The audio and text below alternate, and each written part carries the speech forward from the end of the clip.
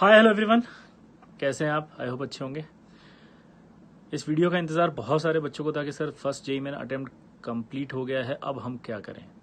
तो I think यहाँ पर जो डिस्कशन का पार्ट है वो ये है कि क्या हम एडवांस की तैयारी करें, क्या हम जेईई मेंस सेकंड की तैयारी करें, या क्या हम ड्रॉप लें। ये तीन क्वेश्चंस बच्चों के माइंड में बहुत ज्यादा चल रहे हैं। यहाँ दोस्तों मैं तीनों ही सवालों का जवाब दूंगा, इसको पूरा लास्ट तक ध्यान से सुनना, आपके लाइफ चेंजिंग वीडियो हो सकती है ये।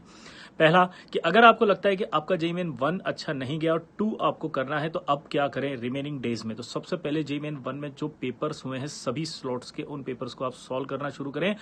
उन पेपर्स को सॉल्व करने के लिए आप बायोलॉजिकल क्लॉक सिस्टम का ध्यान रखें। जी हाँ दोस्तों, 3 घंटे के स्लॉट में ही उस पेपर को सॉल्व करें। टाइम लिमिट का ध्यान रखें। जो सवाल नहीं आ रहे उन सवालों को आपको याद करना है थ्योरी में से। यानी कि अगर केमिस्ट्री के अंदर कोई ऐसा सवाल है जो आपको नहीं आया तो आप उसकी थ्योरी को तुरंत रिवाइज करें। फिजिक्स में कोई ऐसा सवाल है जो आपको नहीं आया, उसका सोल्यूशन देख के तुरंत उस सोल्यूशन से रिलेटेड थ्योरी आप याद करें।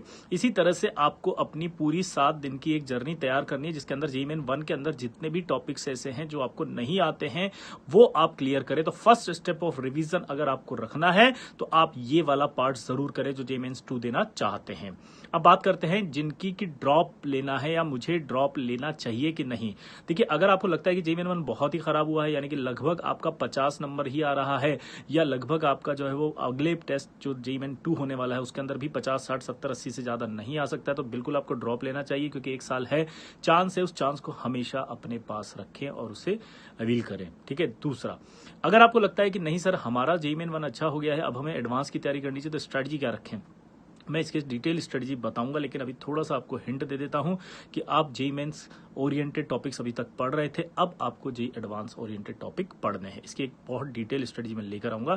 फिलहाल के लिए मैं इतना बता देता हूं कि आपको अपनी स्ट्रेटजी अब एडवांस की अगर रखनी है तो प्रैक्टिस के थ्रू आप उसको बढ़ाइए। और प्रैक्टिस करने के लिए आप ध्यान रखिए कि आपको मल्टीपल सवाल और कॉम्प्रिहेंशन सवाल, मैथ्स द कॉलम, आपको ये सारे के सारे कॉम्प्रिहेंशन, ये सारे के सारे सवाल आपको करने हैं। तो आई होप आपको अभी ये स्ट्रेटजी सही समझ में आई होगी कि जेईई मेन 1 के बाद जेईई मेन 2 हमें किस प्रकार से करना है। तो सबसे पहला जो मेरा सजेशन है, सारे जो पेपर्स अभी तक हुए हैं उन पेपर्स को तुरंत कर लीजिए, बिना किसी देरी के।